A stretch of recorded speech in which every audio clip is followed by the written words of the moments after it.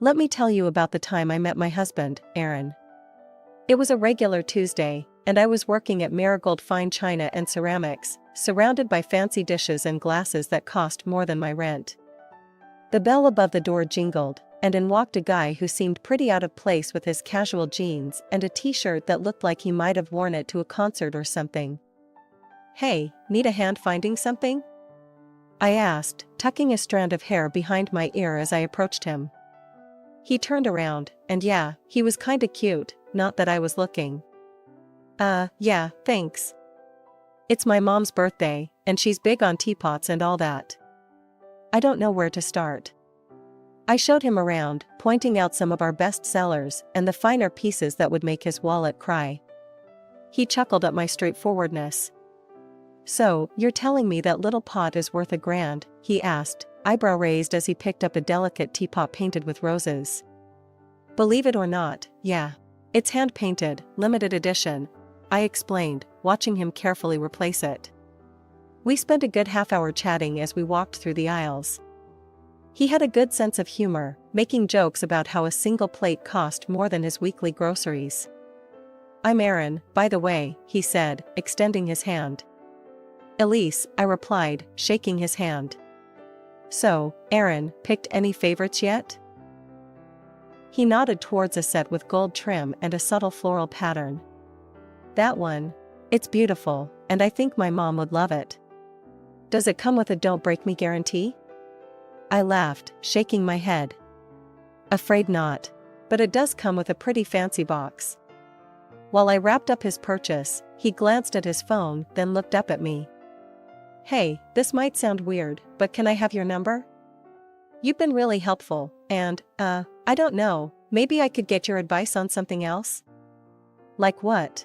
More teapots?" I joked, handing him his bag. "Or maybe just a cup of coffee," he countered with a smile. I wrote down my number, still thinking he was just being polite. Guys like him didn't really go for girls like me, ones who spent their days selling overpriced china to people who had too much money. But the next morning, he called. The coffee date with Aaron wasn't just coffee. Turned out, the guy had a knack for making me laugh, and before we knew it, we were grabbing dinner instead of just a caffeine fix.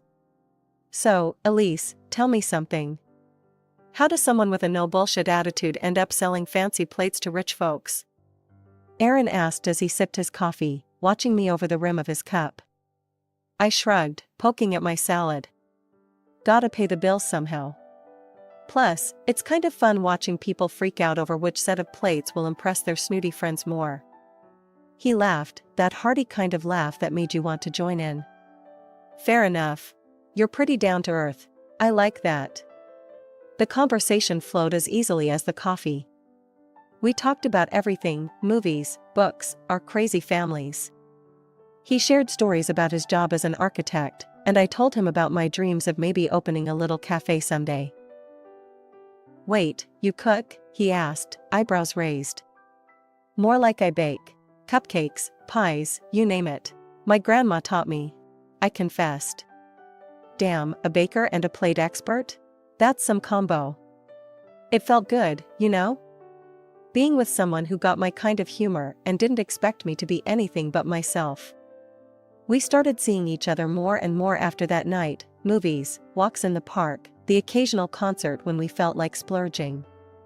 One evening, a few months in, we were at his place, a modest but cozy apartment he'd designed himself. We were on the couch, a movie forgotten on the TV as we talked about our days. Today was nuts. This lady spent an hour deciding between two identical teapots. I mean, they were literally the same, Aaron. How does that even happen? I vented, still amused by the absurdity of it. He grinned, pulling me closer. Maybe she was just trying to make a perfect choice. Kind of like how I feel with you. That caught me off guard, and I looked up at him, trying to figure out if he was joking. But he was serious. "What do you mean?" "I mean, every day with you feels like I'm making the right choice. No second guessing, no regrets. It's easy with you, Elise." It wasn't just the words, but the way he said them, like it was the simplest truth in his world. That night, we kissed for the first time, right there on that couch, and it felt like everything just clicked. Months flew by, and soon a year had passed. Aaron and I were inseparable, and I knew I was falling hard. It was on our first anniversary that he surprised me. We went back to the same coffee shop where we'd had our first date. "Elise, I've got something for you," he said, handing me a small, beautifully wrapped box. Inside was a key. I looked up at him, puzzled. "It's a key to my apartment. I want you to move in, if you're up for it," he explained, his eyes searching mine for any hint of hesitation. I didn't need to think twice. Yes, I'd love to. And just like that, we started a new chapter together. Life with Aaron was as natural as breathing. He never made me feel like just a girlfriend. I was his partner, his equal. We had our moments, sure, like any couple. But even when we argued, it was never long before one of us was cracking a joke, breaking the tension. He loved my baking, always praising even my most disastrous attempts. "Elise, you could burn water, and I'd still eat it," he'd tease, and I'd throw a dish towel at him, laughing. That's how it was with us. No pretenses, no drama, just two people who got each other, building a life together one day at a time. When Aaron proposed, it was simple, no big dramatic gesture, just us on the couch with a ring and him saying, "So, you want to make this official or what?" I laughed and said yes, 100 times yes. The wedding planning flew by, thanks mostly to his mom, Judy, who was a saint. She helped me pick out the dress, the flowers, everything. Aaron's dad, Mike, was seriously ill with cancer, but he was hell-bent on being there. "Wouldn't miss seeing you in that dress for the world," he joked with a wink that made me blush and laugh. The big day was a blur of smiles and tears. Mike, pale but smiling, managed to make it. Every moment felt like something out of a dream, except for Aaron's sister, Claire. She was there, all right, dressed to the nines, and looking like she'd rather be anywhere else. During the reception, I caught her eye, and she just rolled hers, whispering something to her husband who looked just as uncomfortable. It stung, but I wasn't about to let her ruin my day. After the wedding, things settled down. Or at least, they should have. I got on famously with Judy. We'd go shopping, walk around the neighborhood, or I'd just come over and help her around the house. It was during one of these days that Claire's true colors showed even brighter. One evening, we were all at Judy's for dinner. The house smelled like roast beef and the laughter was plenty, except from Claire, who seemed to have her nose turned up at everything. "Elise, dear, can you pass the salt?" Judy asked, her smile warm. As I reached over, Claire muttered loud enough for just me to hear. "Still playing the doting daughter-in-law? Trying to butter her up for the will, are you?" I paused, my hand mid-air, then passed the salt to Judy. "I'm just here to help, Claire. You should try it sometime." She scoffed, sipping her wine. "I don't need to try anything. I'm not the one who came from a little shop, trying to play high society." Her words were like a slap, but I bit back the anger. Aaron squeezed my knee under the table, his way of saying he was there for me. Later, when Judy went to bed, Aaron confronted Claire. "What's your problem with Elise? She's done nothing but good for Mom." Claire's face hardened. "You're blind, Aaron. She's here for what she can get. That's what these people do." "These people?" I snapped, unable to hold back. "You mean people who work for a living?" "Yeah, I was a saleswoman. So what? At least I'm not pretending to be something I'm not." Aaron stood up, his chair scraping back. "That's enough, Claire. If you can't be civil, maybe you shouldn't come around as much." Claire stormed out, her husband trailing behind her, throwing apologetic glances our way. Aaron and I cleaned up in silence. The next few months were tough. Mike's health declined rapidly. Despite the strain and sorrow, I tried to be there for Judy as much as I could. Mike passed away quietly one night, leaving us all a bit emptier. Aaron took it hard, and I did my best to support him, to be his rock.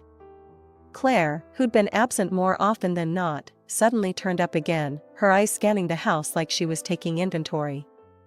At Mike's funeral, she was tearful, playing the part of the grieving daughter, but her tears seemed as hollow as her previous accusations against me. A few weeks after Mike passed, Judy decided it was time to settle his affairs once and for all. She invited us all to dinner. As we sat around the dining table, the air thick with anticipation, Judy cleared her throat and unfolded a stack of papers. "I've got Mike's will here," Judy announced, her voice steady but soft. "He had some specific wishes about how things should be handled." Judy continued, "Half of everything goes to me, as we expected. The other half will be divided among Mike's future grandchildren." She paused, looking over her glasses. "And the firstborn grandson will receive a bonus of $200,000. Claire was practically vibrating in her seat.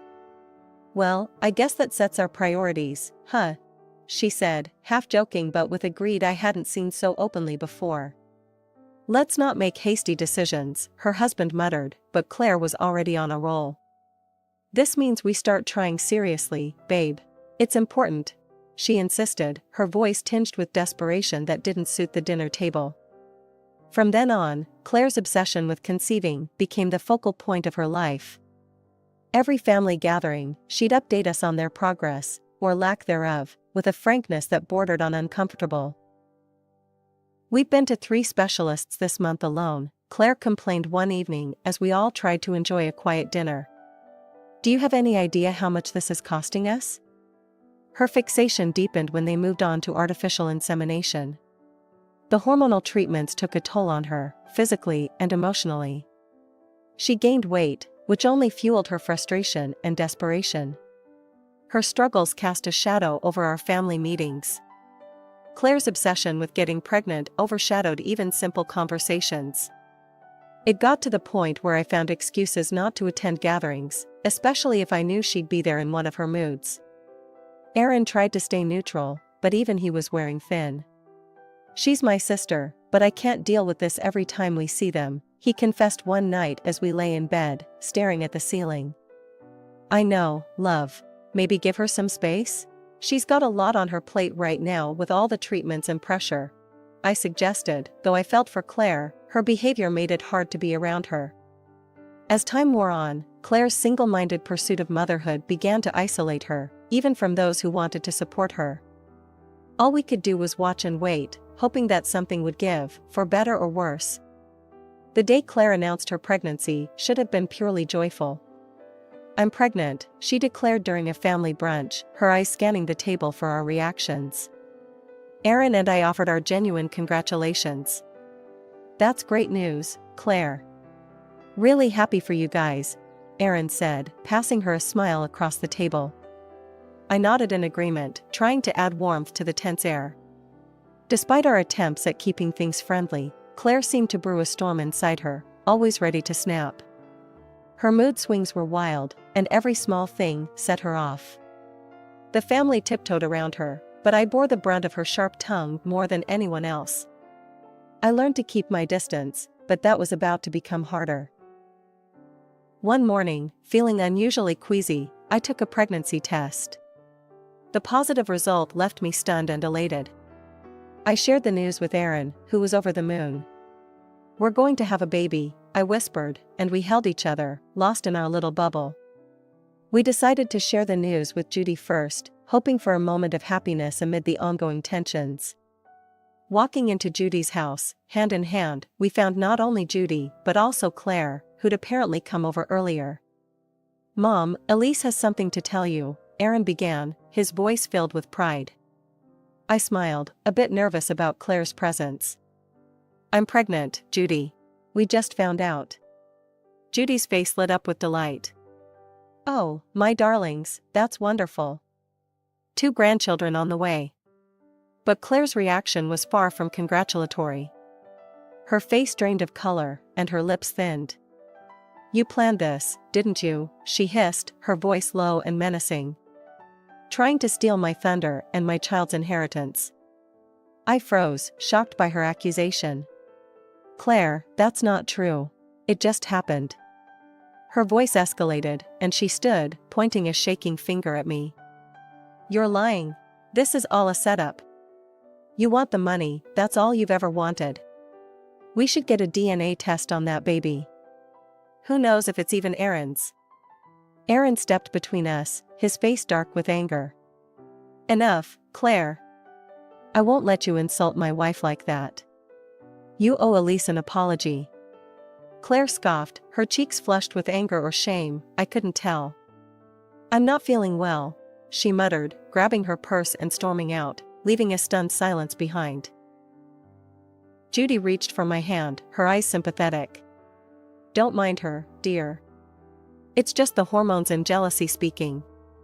I tried to smile, but Claire's words had cut deep. Tears spilled over, and I wiped them angrily. I just don't understand why she has to be so cruel, I murmured. The joy of our announcement had been overshadowed by Claire's outburst, and though Judy tried to smooth things over, the damage was done. The remainder of our visit was spent discussing baby names and plans, but Claire's shadow hung over us all. Judy called me up early on a bright Tuesday morning, her voice warm and inviting. Elise, dear, why don't you come over for coffee? I baked your favorite apple pie, she said, and I could almost smell the sweet aroma through the phone. Glad for a reason to get out of the house, I quickly agreed. I'll be there in 20 minutes, Judy. Can't wait. When I arrived, the house smelled heavenly, and Judy greeted me with a hug. Inside, to my surprise, Claire was there too, looking unusually quiet and almost shy. She even managed a small smile as I walked in. Elise, I want to apologize for last time, Claire said, her voice lower than usual. I was out of line. I've been dealing with a lot. Her apology, unexpected as it was, eased a bit of the tension I'd been carrying around. Thanks, Claire. Let's just move forward, okay? We settled at the kitchen table, the pie between us, its scent filling the room, inviting us to forget the awkwardness. Judy poured the coffee, and we started to chat about light, inconsequential things, Judy's garden, the weather, the little one on the way. Halfway through our second slice of pie, a headache began to pound at my temples, a common annoyance during my pregnancy. I must have winced, because Judy immediately noticed. You okay, dear? You look a bit pale. Just a headache, nothing new these days, I replied, trying to brush it off with a smile. Oh, I have just the thing, Judy said, rising from her seat. I have some headache medicine that's safe for pregnancy. Claire, honey, could you fetch it? It's in the medicine cabinet. Claire nodded and left to retrieve it, returning moments later with a pill and a glass of water. Here you go, Elise. This should help. I thanked her, swallowing the pill without a second thought, trusting Judy to know what was safe. But as I took the glass back to the kitchen to rinse it out, my eyes caught on something in the trash that sent a cold shiver down my spine. Among the usual rubbish, a discarded medicine package stood out, its label stark against the banana peels and coffee grounds. It was a chemotherapy drug, one that I instantly recognized from the time we had helped Mike through his treatments. Panic seized me as I remembered the clear warnings about its effects on pregnancy. Dropping the glass in the sink, I grabbed my phone and dialed 911. The operator picked up immediately, and I quickly explained what had happened. Ma'am, you need to try to purge that from your system immediately. Drink water and try to induce vomiting, the dispatcher instructed urgently. I turned the tap on full blast, gulping down glass after glass of water before kneeling in front of the toilet. As I forced myself to vomit, tears mixed with fear and betrayal stung my eyes. What was going on? How had this happened? My head was spinning, not just from the physical effort, but from the shock and betrayal I felt swirling inside me. When I finally managed to stagger out of the bathroom, the sight of Judy and Claire standing there, pale and confused, only intensified my feelings of unease. What on earth is going on, Elise? Judy's voice was filled with worry. Claire, on the other hand, looked like she was seeing a ghost, her face drained of all color. I found something in the trash, I managed to say between gasps. It was Mike's chemotherapy drugs. Claire, did you give me those? Before Claire could respond, I heard sirens outside. The EMTs burst through the door, their presence a small comfort in the chaos. As they started to check on me, I dialed Aaron's number with trembling fingers. "Aaron, I need you here," I choked out as soon as he answered. He was at my side within minutes, his face etched with concern. "What happened?" he demanded, looking from me to his sister and mother. I think Claire gave me something dangerous. Not just a headache pill. I found the chemo meds in the trash right after taking what she gave me," I explained hurriedly. Claire's reaction was immediate and defensive. "You're being dramatic, Elise. I just gave you what Mom told me to. Why would I do something to hurt you?" But her words didn't sit right with anyone, not with the evidence of the discarded medication packaging that was strictly for cancer treatment. Judy, struggling to keep up, finally said, "I told her to give you paracetamol, I swear." "Claire, please tell me you didn't. Why are we even discussing this? She's just trying to get attention." Claire interrupted, her voice rising in panic. That's when Aaron stepped in, his tone icy. "We're calling the police. We need to sort this out properly." Claire paled even further, if that was possible. "The police? Aaron, come on, think this through. She's making a mistake." But it was too late. Aaron had already dialed, and within moments, the police arrived, adding another layer of seriousness to the situation. They listened to our accounts, their expressions grim. "Ma'am, we'll need to take that package of medicine for fingerprints," one of the officers said after I pointed out the trash where I had seen the discarded drugs. Claire seemed to shrink with every word the police said, her earlier bravado draining away as quickly as her color. Meanwhile, the ambulance team decided I needed to be at the hospital for a thorough checkup and possibly more treatments to ensure no residue of the harmful drug was left in my system.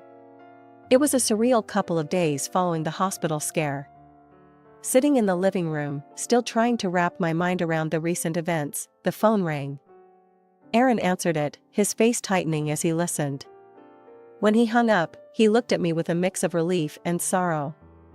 "They arrested Claire," he said quietly. "Her fingerprints were all over the medication package." I felt a chill run down my spine. "What did she say?" "She claimed she'd touched those meds before, just moving them around in Dad's room," Aaron continued, rubbing his forehead in frustration. "But Mom told the police that wasn't possible. She said those meds were kept in a locked cabinet ever since Dad got sicker. Claire never had access until that day." A few days later, we found ourselves in a courtroom, the air thick with tension. Claire looked pale, her eyes darting around nervously. During the trial, the truth spilled out in the ugliest of ways. Under the pressure, Claire confessed. She admitted to trying to harm our unborn child to ensure her position in the inheritance queue. The courtroom was in shock. To make matters even more shocking, it emerged that Claire wasn't even pregnant. She had fooled everyone with a prosthetic belly, plotting to eventually adopt a child from another state to pass off as her own. Her deception ran deep, and even her husband was kept in the dark, told that their non-existent intimate life during her pregnancy was to protect the baby. Thankfully, the doctors confirmed that my quick actions had prevented any harm to our baby. Claire was found guilty and sentenced to 3 years in prison. Judy, with tears in her eyes, requested the court to adjust Mike's will, cutting Claire out completely. The judge agreed, and just like that, Claire's ties to her father's legacy were severed. Her husband, unable to stomach her betrayal, filed for divorce. Even Judy, who had always tried to see the best in her daughter, couldn't find it in herself to forgive Claire's actions.